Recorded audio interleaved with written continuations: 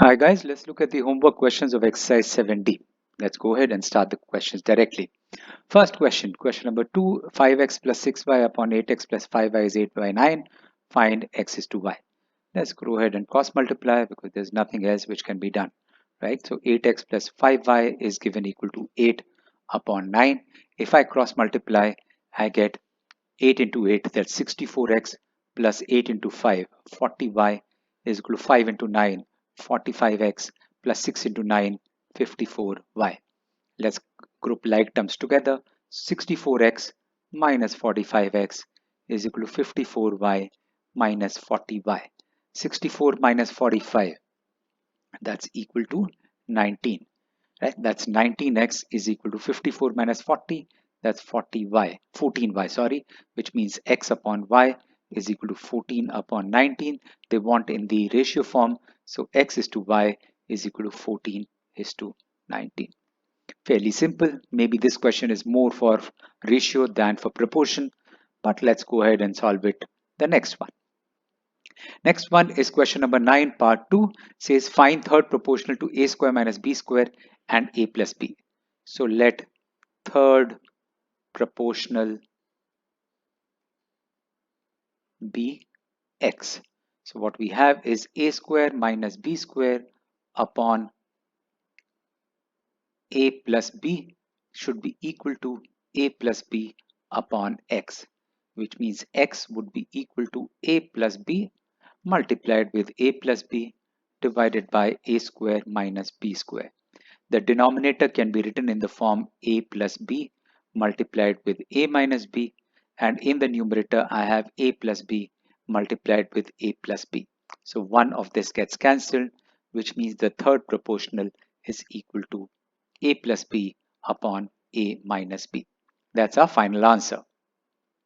Good, let's look at the next question. The next question that we have is question number 10. It says find two numbers such that the mean proportional between them is 14. Okay, so let numbers be x and y.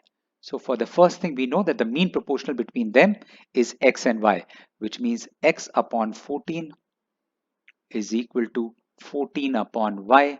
What this gives us is xy is equal to 14 square. That's our first equation.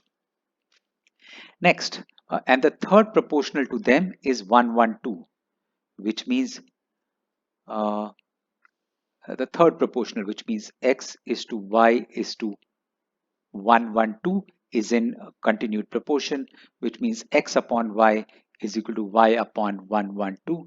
This gives us y square is equal to 112x. That's our second equation. So let's substitute one equation in the other and see if we can figure out anything.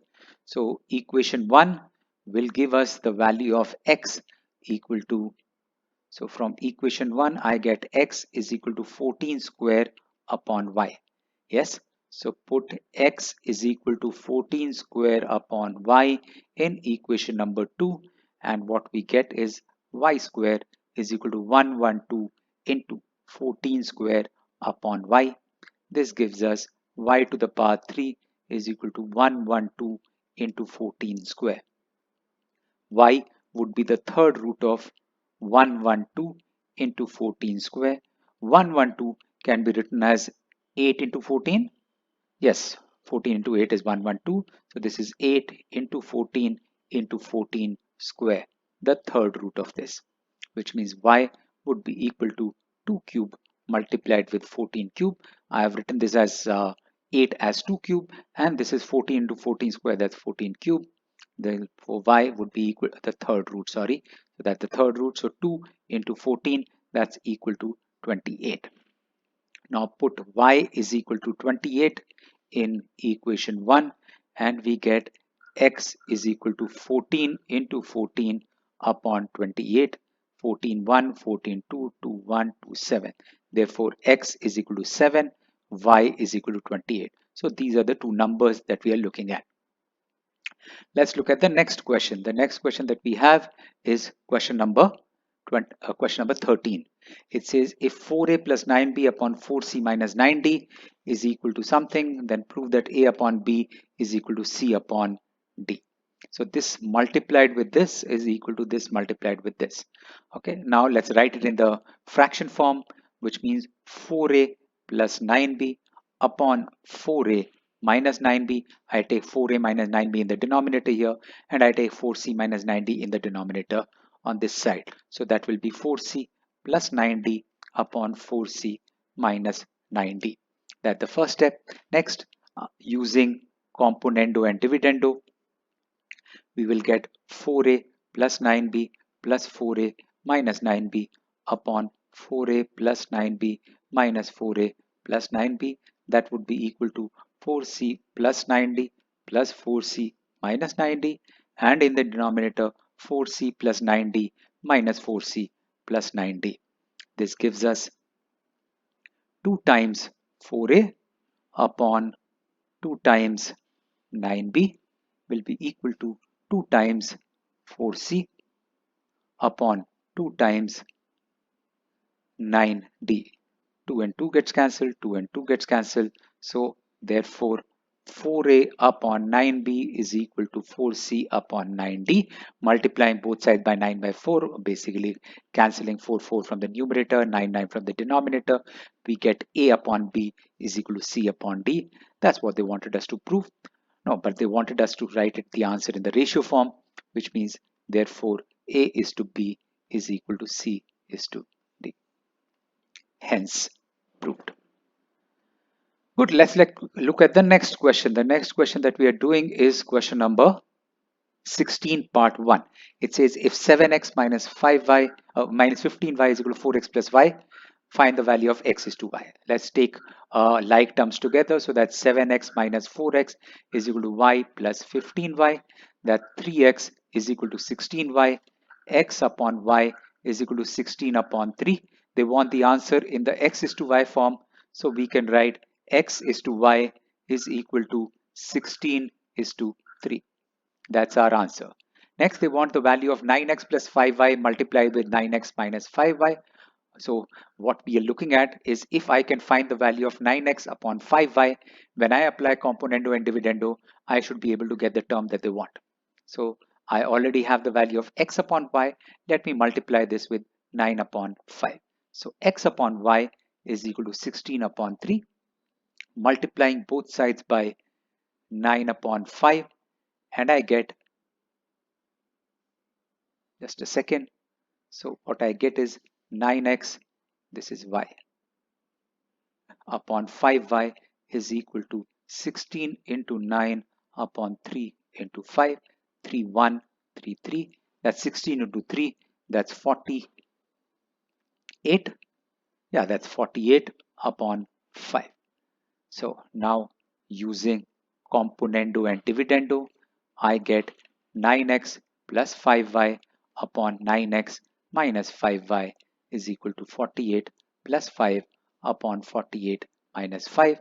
48 plus 5, that's 53. 48 minus 5, that's 43. This can also be written as 110 upon 43. That's our final answer that they are looking for. Good, let's look at the next question. The next question that we're doing is question number 20. It says if x square plus y square upon x square minus y square is equal to 2, 1 by 8, find the value of x upon y.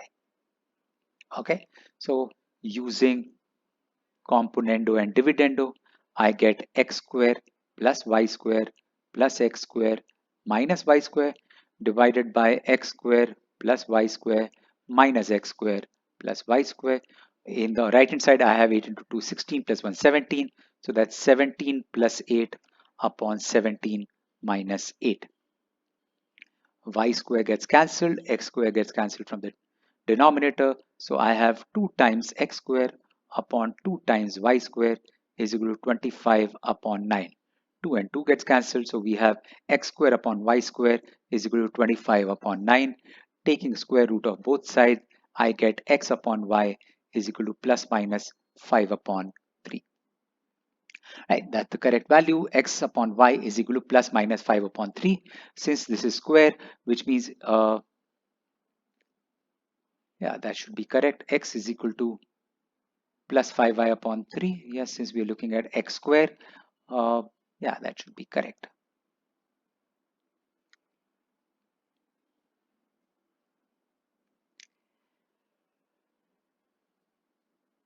Next, we need to figure out x cube plus y cube upon x cube minus y cube. So what we are looking at is if I can figure out the value of x cube upon y cube using componendo and dividendo, I should get the value of what I want. So if I have x upon y is equal to 5 upon 3, if I cube both sides, what I will get is x cube upon y cube will be equal to 125. 3 cube, that's 27, which means using componendo and dividendo, I get x cube plus y cube upon x cube minus y cube is equal to 125 plus 27 upon 125 minus 27, which gives us x cube plus y cube upon x cube minus y cube is equal to 127 plus 25, that's 152, upon 125 minus 27, that's 25 and 2, that's 98. Dividing by 2, that's 49, and this is 76. So that will be 125, right? No, not 25, 27. Yes, 76 minus 49 into 149. So that's 76 minus 49. Uh, that's 27 upon 49. So that's the value of x cube plus y cube upon x cube minus y cube. Perfect. Let's look at the next question. The next question that we have is question number 23. It says, given that x cube plus something is equal to something plus something, using componendo and dividendo, find the value of x is to y. Okay, so let's go ahead and use componendo and dividendo first. So what we have is using componendo and dividendo, I get x cube plus 12x plus 6x square plus 8 upon x cube plus 12x minus 6x square minus 8 is equal to y cube plus 27y plus 9y square plus 27 upon y cube plus 27y minus 9y square minus 27. Right, that's correct. Now I notice that this term is basically the cube of x plus 2 whole cube. Right, x plus 2 whole cube would be equal to a plus b whole cube is equal to a cube plus b cube plus 3ab, which is 6x multiplied with a plus b. In this case, x plus 2. This is x cube plus 8 plus 6x square plus 12x. Yes, that's correct. And the right hand side is y plus 3 the whole cube. That will be y cube plus 3 cube, that's 27, plus 3ab, which is 9y multiplied with 3 plus y, that's 27y plus 9y square. That's correct. So the numerator in both the cases on the left hand side is x plus 2 whole cube, not square, cube.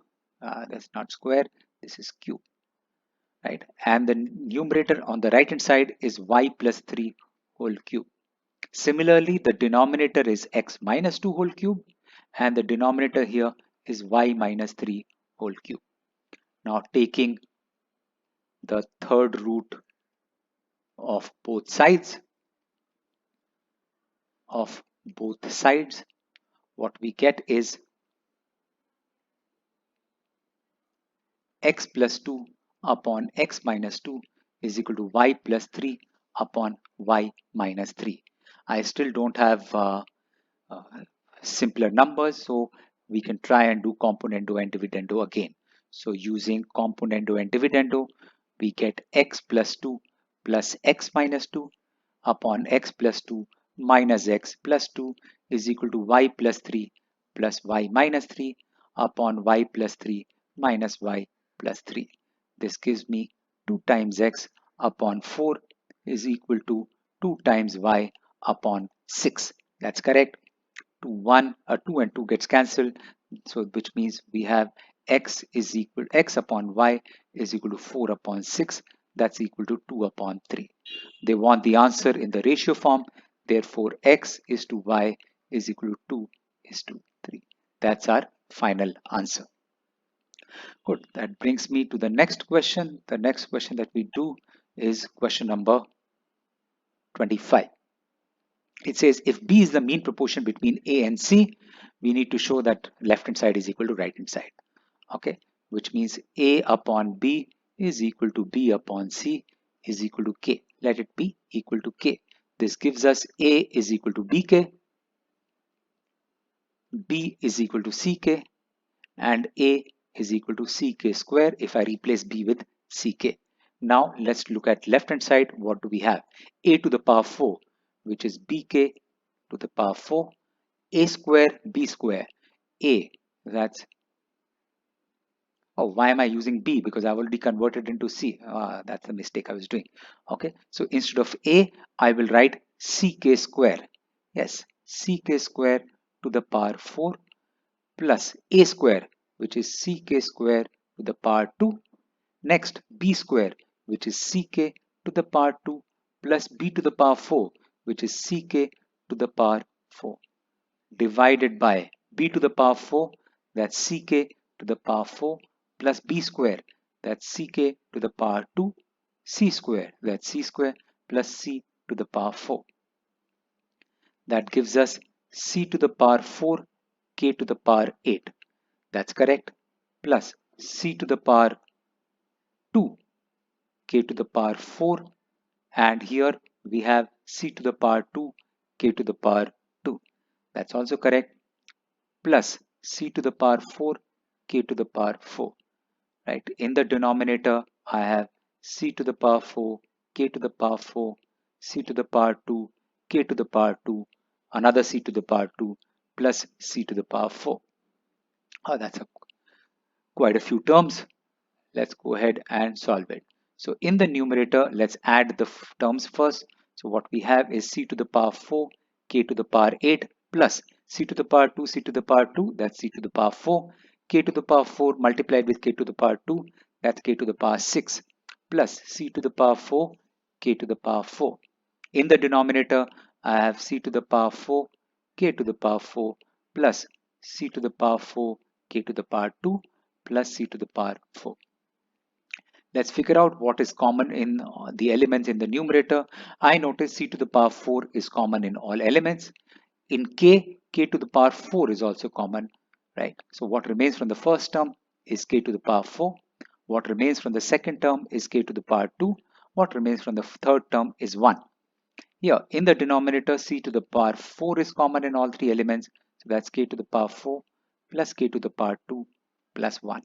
So K to the power 4 plus 2 plus K to the power 2 plus 1 gets cancelled. C to the power 4 gets cancelled.